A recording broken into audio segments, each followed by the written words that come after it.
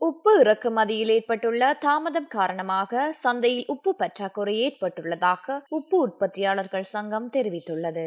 அரசாங்கம் 30 matric ton உப்பை இறக்குமதி செய்ய முடிவு செய்திருந்தாலும் அது தாமதமாகி வருவதாக சங்கத்தின் தலைவர் கனக அமரசிங்க தெரிவித்தார். எனவே சந்தையில் உப்பு பற்றாக்குறை நிலவுவதாக கனக அமரசிங்க தெரிவித்தார். இதற்கிடையில் சந்தையில் உப்பு விலையும் அதிகரித்துள்ளதாக நுகர்வோர் மற்றும் வியாபாரிகள் குற்றம் சாட்டுகின்றனர். மேலும் 1 கிலோகிராம் உப்பை 450 முதல் 500 ரூபாய் வரையிலான விலையில் விற்பனை செய்ய வர்த்தகர்கள் முயற்சிப்பதாகவும் தெரிவிக்கப்படுகிறது.